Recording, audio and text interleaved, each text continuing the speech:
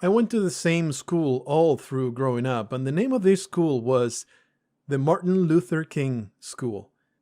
And this man, there was many pictures of him on the walls, and he was sort of like a mythological creature. Of course, we knew, he's a man and he was this historic figure, and we will know not all the facts, but we will know about his quest and all the struggle that he faced and all the terrible way in which his life ended and all that stuff. But what I was thinking as I reflected upon this man, as I drew this from a reference, the reference is linked in the description. I was like, wonder if this man, he will become a mythological creature like Jesus Christ. Like, you look at the speeches, you look at his quotes, all the preaching and the teachings of Martin Luther King, and he's always preaching all this message of change through peace, love, and understanding. He will constantly talk about love, loving, love all the time, about just, of course, very emphatically, very energetically. His speeches were extremely arousing in that sense, but his message would always be of peaceful protest, because he fundamentally understood that violence brings change in the short term that can backfire, but peace, love, and understanding, that is what will bring lasting change. And it just felt like, I know that it's slightly blasphemous, especially with his own beliefs. He was a very devout Christian. To suggest that he would be a figure like Jesus Christ in the future, like 1,000 years from now. But it has the same tone, the same stuff, and it has been shown how Jesus Christ was a man that existed. Of course, the divinity of it is what is up for debate. But anyway, I felt this connection to this man as I made this piece of art.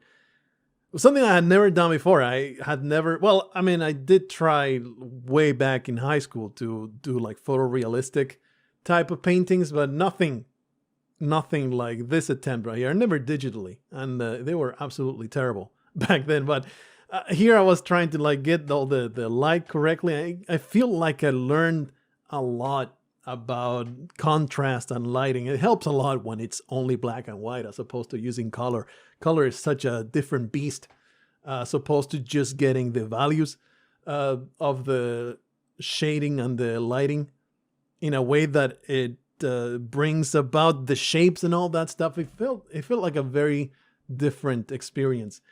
I really enjoyed it. It was, in fact, really surprising how quickly it took shape. This was barely 2.5 hours, and that is what usually I take to make a very cartoony, much less fidelity kind of picture that doesn't look photorealistic. Obviously, is not as good as the actual picture.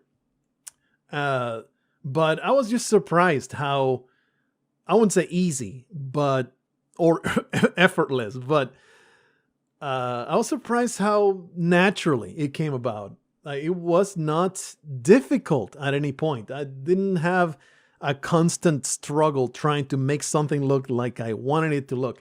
And I feel like the crux of it is just embracing the process of throw colors, or rather throw tones onto the quote unquote canvas, the digital canvas, and it will eventually look good. You start and it looks like trash. It looks like a freaking blob in the middle of the screen with nothing, that makes no sense at all. But if you just keep chiseling at it, it has some parallelisms with sculpting. You keep chiseling at the corners of it and just throw those tones here and there, and it just ends up looking like a proper shape. I am particularly happy with how easy the background was, because it was like embracing, this does not need to be true to life. It just needs to be a blurry background. You just get the idea of big building, big crowd, people looking at him. That's it. That's all you need to convey. It doesn't need any detail whatsoever. And of course, you can even see the brush strokes right there on the sort of faces in the back, but they matter so little. And that is something that has bogged me down in the past a lot, just getting into details that don't matter at all and just wasting a ton of time just drawing faces in the background, drawing shades and hairstyles and stuff. It's like, that is so unimportant to what you're trying to accomplish here, which is just the man. With doing likeness, something I don't think I had ever done. I don't think I had ever attempted to do a likeness of somebody, make a piece of art that looks like someone. So that was the main struggle with this entire thing, just trying to get the features to look similar. And it feels like it's a little bit of cheating because you can kind of tell who it is even without looking at the features. Like, who could it be doing a speech like this? And, the shape of the head and that kind of stuff. You can kind of tell who it is. So that's a little bit of a cheating. You don't need the exact features of Martin Luther King to kind of get the idea, yes, this is Martin Luther King. But I feel like that was the absolute hardest to get. The eyes was the biggest struggle. The ear, also a little complicated, but you just kind of put highlights and shades in the thing, and eventually it will look like a proper ear that you can just be happy with. And you look at it closely and it's just smudges, but then you pull back a little bit and it just looks like an ear. So it's one of those things. It's very common, especially when you're doing real life painting on a canvas, trying to put down colors with your brush. So often it looks like trash, but you need to pull back and look at it from afar. You see all the masterpiece paintings. You get up close to it and it's all these nasty brush smudges. But then from afar, you're just like, wow, this is actually a masterpiece. It's like, trying to understand the close-up versus pulling back. It's quite the process that I felt like was in effect here. You get better at it as you go. Here you see me struggling a lot with the eyes, trying so hard to make them into something that looks like the man. It's perhaps the worst part of the entire painting. I finally ended up with something that looked close enough.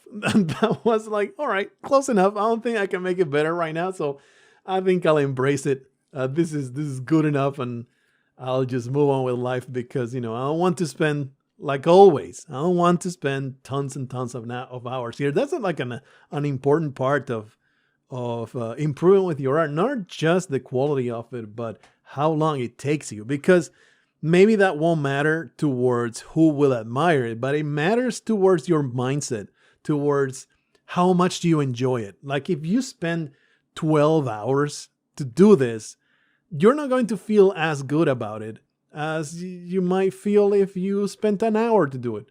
I feel like it could have gone so much faster if I hadn't struggled with the features so much. But it was a very enjoyable process. I thought that I was surprised just how fun it was to try to copy a picture. I never really got it. Why do people just copy a picture? The picture's already there. Why are you copying? Why are you doing that for? It makes no sense. Just create something new and exciting.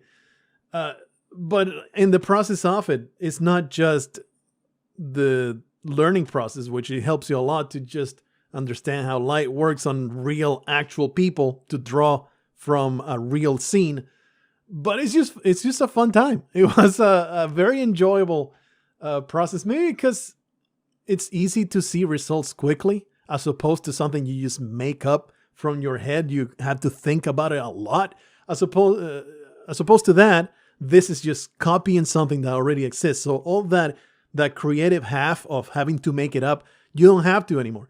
Something I was really doubtful about whether to include that last part or not. The silent sequence consent part. I would like to talk about it a little bit because I ended up deciding to include it because it works on like 3 different levels, and I love to sniff my own farts. So it's like, yes, I want to include it because one, it came up as a slogan for all the riots and all that stuff. A very brief. I haven't seen it since then because they probably realized it can be taken in a much worse way in the lips of Bill Cosby, for example.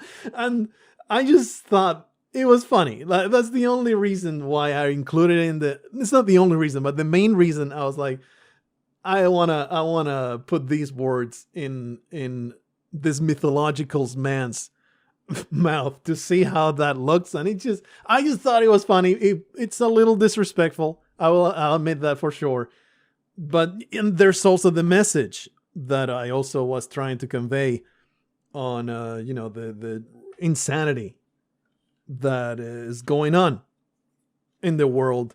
And sometimes it's like silence does equal consent. Some other times, like when a woman is silent, maybe she's not consenting. So I don't know. I just thought it was amusing, so I decided to leave it there. Hopefully, you had a good time with the art. You had a interesting listen. I'll see you in the next one. Until then, don't despair. There's better times ahead.